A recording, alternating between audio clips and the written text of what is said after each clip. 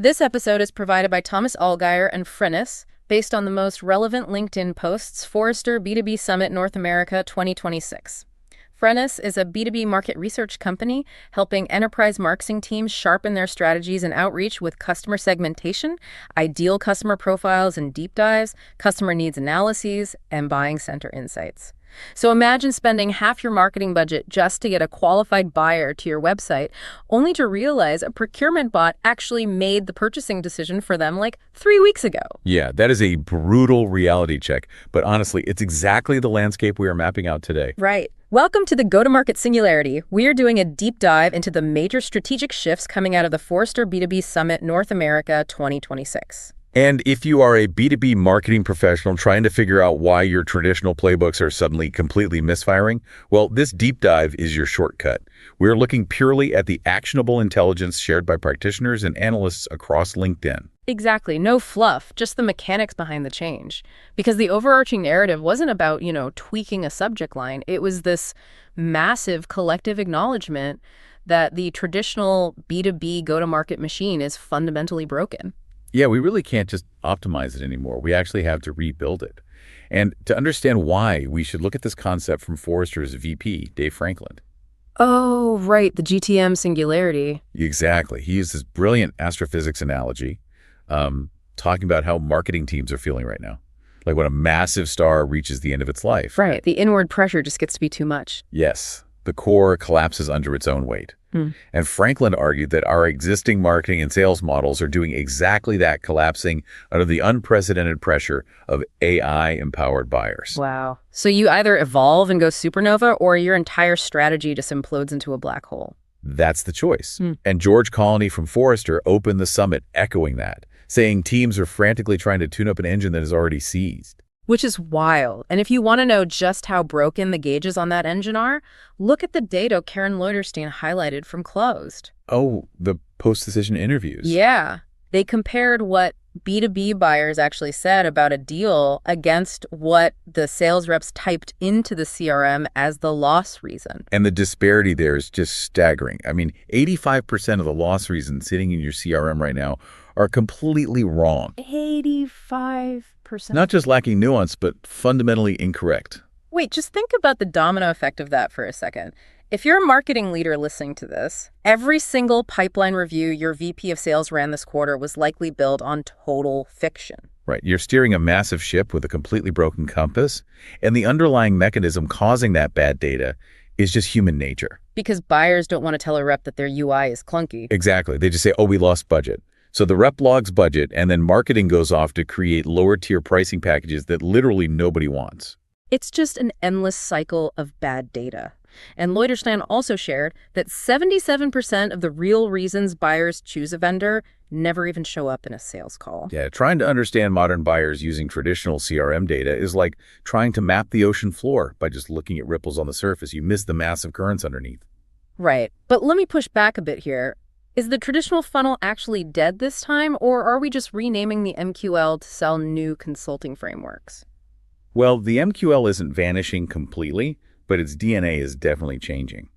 Bill Habib and Saurabh Gujral noted we're moving away from isolated actions, like downloading a PDF. So it's less about, is this lead qualified, and more about, is this account prioritized? Exactly. Those engagement vanity metrics are basically dead weight now. Forrester's Ross Graber is championing this move toward return on objectives instead. Okay, but how do you actually sell that internal shift to a CFO? You can't really take abstract buyer confidence to the bank, Well, you sell it by showing how much money siloed operations are actively wasting. Christophe Favre unpacked Forrester's new ARC GTM framework, which is augmented, resilient, and collaborative. Meaning marketing, sales, and customer success can't just run a relay race anymore. Right, the journey is a web. If marketing is optimizing for form fills while sales is just blasting cold outbound, you're spending double the resources to annoy the same buyer. Tina Bean really hammered this home, didn't she? Surviving requires observable cross-channel behavior, not just siloed intent guessing. Yeah, and if you're staring at your dashboard right now wondering why your accounts aren't converting, that brings us to the second major theme. The visibility vacuum. Because the internal machine is broken, but the external environment has also gone completely dark. Exactly. John Buten had that visceral keynote moment where he literally shut off the lights on 1,500 attendees to demonstrate this. Very theatrical, but highly effective for explaining the data. He shared that 94% of buyer behavior is now dark. 94? That's insane. It happens in private Slack channels, closed communities, prompt interfaces. Tracking pixels just can't follow them there. Plus, organic B2B search traffic is projected to plummet by 50 to 75% in the next 12 to 18 months. Which is a terrifying stat. Up to 3/4 of your inbound traffic could just evaporate. And the mechanics of why that traffic is vanishing is crucial for you to understand. Buyers aren't just Googling best software anymore and clicking blue links. Right, they're prompting. Karen Leuterstein pointed out, buyers are typing these highly specific 15 to 23-word decision-shaped prompts. Yeah, into engines like Perplexity, ChatGPT, and Gemini. They feed the AI their constraints, their budget, and just ask it to synthesize a short list. So they aren't looking for a list of vendors to research. They are outsourcing the research phase entirely to the machine. Exactly. But here is where it gets really interesting. If a buyer is essentially a stealth bomber flying under our radar, how do we even know they're in the market? Well, you can't optimize for clicks if the AI provides the answer and generates 0 outbound clicks. That's the exact problem generative engine optimization, or GEO, is trying to solve. GEO and answer engine optimization, right? AEO. Yeah. Victoria Frederica A. shared a very stark insight regarding this. AI surfaces what it trusts. So to be machine readable, you aren't just stuffing keywords into an H1 tag anymore. No, you have to structure your data with clear entity relationships, so the large language model actually understands your product's context. I'm guessing that means feeding the AI consistent, verifiable technical documentation across multiple third-party sites. Precisely.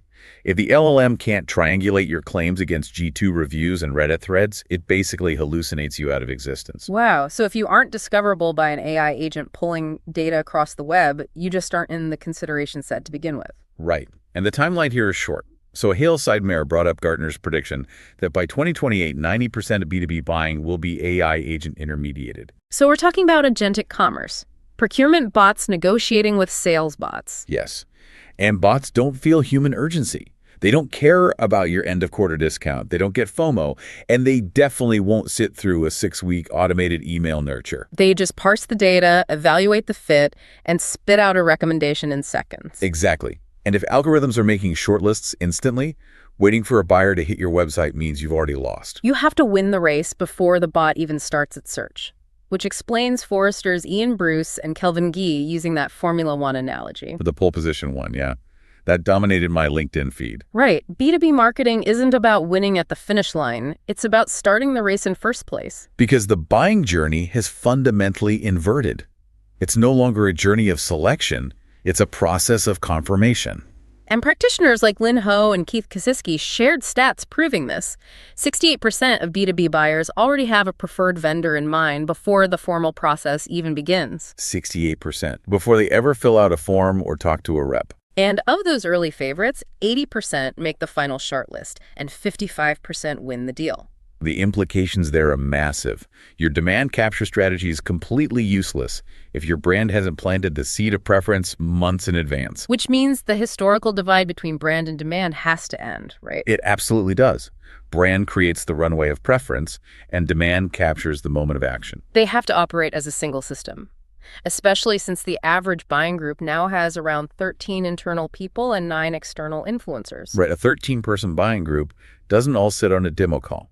One person uses an AI tool to summarize your capabilities and uses that summary to convince the rest. So what does this mean for content? If fluffy vendor-centric claims are dead, how do we actually prove to a CFO that our content builds preference? Well, Lisa Gately had a session on exactly this, calling it the proof problem. B2B brands don't have a content production problem anymore. AI makes writing a white paper incredibly easy. Right, they have a proof problem. Because buyers are fiercely skeptical of marketing copy. They assume an AI wrote it. So verifiable evidence can't just be a polished case study on your own website. Exactly. The AI answer engine will actively fact-check your claims against third-party sources, whether you invite it to or not. Your content has to shift toward raw, expert insights, hard data sets, and peer validation. You have to prove authority through independent channels. Because if your website promises seamless integration, but developer forms are full of complaints about your API, the AI highlights that discrepancy directly to the buyer. You're essentially just supplying evidence for the AI to adjudicate. Okay, let's look at the operational reality of this. We know we have to unite brand and demand and lead with proof. But how are the best teams actually executing this? Yeah, without turning into soulless automated spam cannons. The practitioner case studies at the summit provided some great blueprints here. Like Cloudflare. Brooke Leslie and Rachel Trier shared how they use Demandbase as an invisible AI brain. That was a brilliant example. The mechanism there is fascinating. Right. They aren't just dumping raw intent data on sales reps, like sending an alert that says, Company X visited our pricing page. The AI synthesizes complex signals, like 10K reports and web traffic. And then it generates a 5-minute actionable plan. It tells the rep exactly why the account matters today and the specific angle to take. And that system led to 3.6 times larger deals. The sheer scale of AI output is also transforming campaign execution. Emmer O'Mara detailed how Optimizely generated 872 hyper-personalized landing pages in a single week. 872. And Emma Robinson shared how DocuSign leveraged Canva to unlock 500 design hours. Yeah, allowing them to execute a massive global rebrand in just 4 months. With a 414% ROI. Those numbers are incredible, but I have to push back a little. AI isn't a magic wand. Definitely not. If your underlying data architecture is messy, AI just plays that bad chord much louder and faster. Generating 800 landing pages with terrible messaging is just automated sabotage. That is a critical warning. And Nicole Pinato from Uber for Business echoed exactly that. Running agentic AI workflows requires pristine, connected data. You need strict governance. AI doesn't fix a broken structure, it violently exposes your gaps. If your data is siloed, your AI outputs will be fragmented and useless. Which brings us to what might be the defining quote of the summit. Oh, Dave Boyce from Mercado Partners. Automate the predictable so you can humanize the exceptional. It is the perfect operational mantra. Mechanically, you offload the predictable tasks like initial queries and basic pricing to the machine. So you free up your human talent to navigate complex corporate politics, assess nuanced risk, and build genuine trust. Because even if a procurement bot builds the shortlist, humans are still the ones putting their careers on the line to sign the contract. Jessie Johnson delivered a powerful keynote on this, focusing on human plus AI GTM. She argued AI requires human authenticity. I loved her analogy. Relying on AI without authenticity is like wearing a vintage band t-shirt when you don't actually know any of their music. The buyer spots the fraud immediately. Exactly. Empathy and judgment remain the ultimate differentiators. And it was fascinating to see how that played out physically at this summit. Oh, definitely. Amidst all the tech talk, the most engaged LinkedIn posts were actually about human connection. People raving about petting robot dogs at the Hyperbound booth, or discussing custom AI-generated perfumes at Optimizely Station. Or just having unscripted strategy conversations at private dinners. The technology accelerates the workflow, but the trust to close a deal is still forged human to human. Let's pull all these threads together. The old models are collapsing. The traditional funnel is breaking down because buyers are researching in a dark, AI-mediated visibility vacuum. To survive, you can't just wait for a click.